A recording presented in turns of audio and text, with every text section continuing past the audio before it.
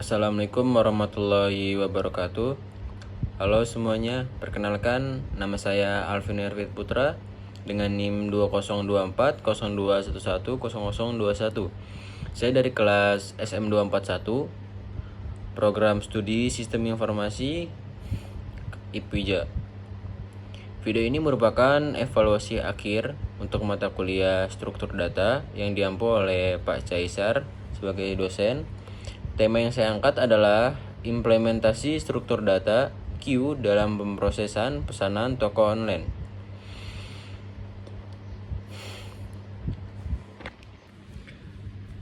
Tujuan pembahasan dari presentasi saya kali ini, saya ingin menjelaskan konsep Q, antrian dalam pemrograman, lalu menghubungkan penerapan Q dalam kegiatan sehari-hari dengan contoh saya, lalu menampilkan implementasi melalui kode Java, lalu menyampaikan materi dengan jelas, terstruktur, dan komunikatif. Sebelum masuk ke lebih dalam, kita harus tahu dulu apa sih Q. Q atau antrian adalah konsep di mana data diproses berdasarkan prinsip FIFO, yaitu first out, FIFO itu first in, first out. Artinya data yang pertama masuk adalah data yang pertama untuk diproses. Contoh nyata Q bisa kita lihat pada antrian di kasir supermarket, di tiket bioskop, hingga sistem pesanan online. Kebanyakan di dunia nyata tuh tentang antrian sih pasti. Yang datang pertama itu akan lebih dulu buat diproses. Konsep ini sangat relevan dan sering digunakan dalam dunia pemrograman dan pengolahan data.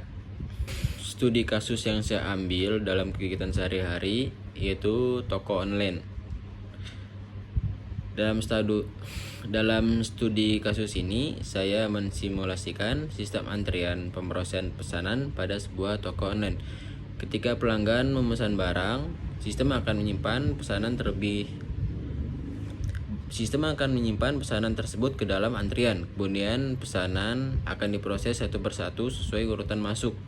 Saya menggunakan bahasa pemrograman Java, memanfaatkan struktur data dari Q dari Java until linked list. Contoh implementasi dalam kehidupan sehari-hari. Setiap pagi saya mengecek pesanan di toko online saya. Pesanan yang datang lebih dulu akan saya proses lebih dulu. Hal ini membuat proses menjadi adil dan teratur, sama seperti logika FIFO dalam Q. Ya normal aja kan, kalau yang datang lebih dulu ya pasti lebih duluan diproses nggak sih? Lalu di sini ada flowchart dari pemrograman sederhananya. Di awal-awal ada terminator untuk memulai, untuk menandakan awal eksekusi dalam pemrogramannya. Lalu kedua ada preparation, inisialisasi Q dan scanner, membuat Q untuk menyimpan pesanan dan scanner untuk input user. Lalu ada input, output, input pilihan menu. Dia akan menampilkan pilihan menu dan membaca input dari pengguna.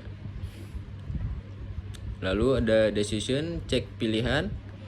Pilihan 1 ada input, ada untuk input nama pelanggan dan barang, dan akan ditambahkan ke antrian Q. Pilihan kedua, jika antrian kosong, maka dia akan menampilkan bahwa antrian kosong. Jika tidak kosong, proses pesanan akan diambil dari Q dan ditampilkan. Pilihan ketiga, jika antrian kosong, sama pula akan ditampilkan bahwa antrian kosong. Dan jika tidak kosong, maka akan ditampilkan semua isi antrian yang sudah diinput dari Q-nya. Pilihan 4, keluar dari program. Pilihan selain 1-4, maka akan ditampilkan bahwa pilihan tidak valid karena tidak ada di menu. Jika tidak Jika pilihannya selain 1 dan 4, 1 sampai 4, maka akan looping dia, berulangan. Akan terus berulang sampai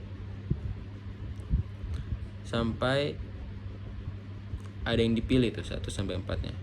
Program akan terus mengulang ke menu selama pilihan selain 4. Terminator selesai. Program berakhir jika pengguna memilih keluar pilihan 4. Di sini ada pemrograman sederhananya ya. Linked listnya dan queue digunakan untuk membuat antrian, scanner untuk membaca input dari user. Ini untuk deklarasi kelas utama bernama antrian toko online Alvin. Membuat kelas inner pesanan untuk menyimpan data pesanan, nama pelanggan dan barang. Ini konstruktor mengisi atribut saat objek dibuat. Override method to string agar saat objek dicetak hasilnya rapi dan informatif dijalankan. Lalu sini ada inisialisasi antrian sebagai queue untuk menyimpan pesanan. Lalu input sebagai objek scanner untuk baca input, pilihan untuk menyimpan menu yang dipilih user.